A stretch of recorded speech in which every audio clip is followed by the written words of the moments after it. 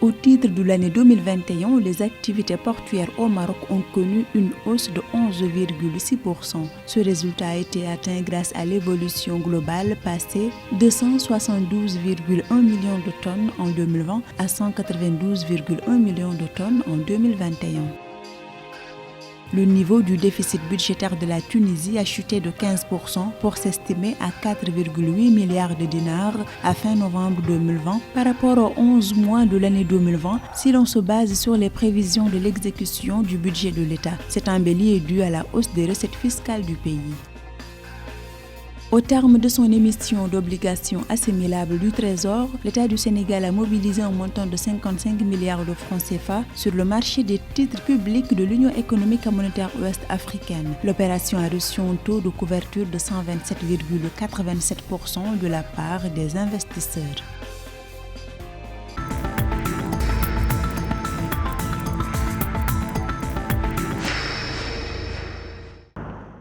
Entre 2020 et 2021, les activités portuaires au Maroc ont connu une hausse de 11,6%. Cette embellie du secteur maritime s'explique par une évolution globale passée de 172,1 millions de tonnes en 2020 à 192,1 millions de tonnes en 2021. Le trafic domestique a enregistré un volume de 111,5 millions de tonnes, tandis que le transbordement atteint un volume de 80,5 millions de tonnes.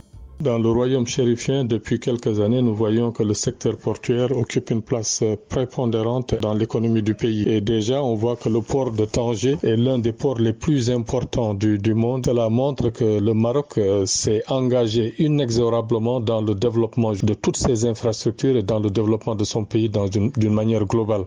Le trafic du cabotage entre les ports marocains a connu une hausse de 20,8% par rapport à l'année 2020 en enregistrant un volume de 6,1 millions de tonnes en 2021. Par ailleurs, le volume des débarquements des produits de la pêche maritime côtière et artisanale durant l'année 2021 a connu une progression de 3% pour s'établir à 1,33 million de tonnes.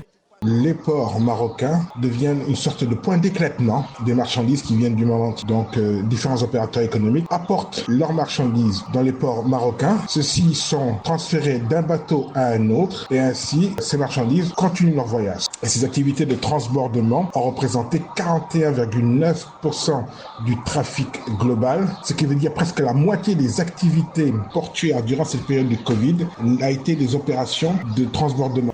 Malgré la baisse des chiffres des passagers et des croisières attribués à la pandémie de coronavirus, qui sont de l'ordre de 30% en 2021, le trafic maritime marocain résiste et les autorités nationales espèrent une hausse au-delà des 11,6% pour l'année 2022.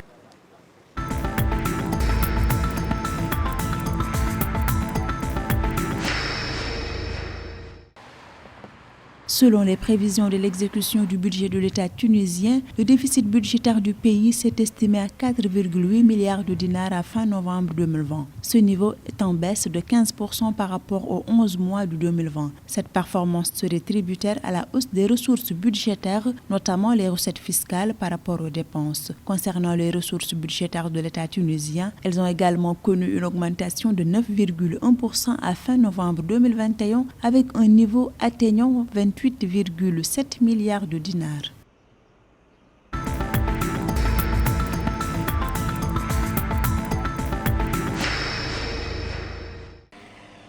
Suite à sa deuxième sortie sur le marché financier de l'Union économique et monétaire ouest-africaine, l'État du Sénégal a levé 55 milliards de francs CFA. Il s'agit d'une émission d'obligations assimilables du Trésor d'une durée de 10 ans. Sur un montant de 50 milliards de francs CFA mis en adjudication, les investisseurs ont soumis un total de 63,933 milliards de francs CFA, soit un taux de couverture du montant mis en adjudication de 127,87%. Les fonds levés visent à assurer la couverture des besoins de financement du budget de l'État sénégalais.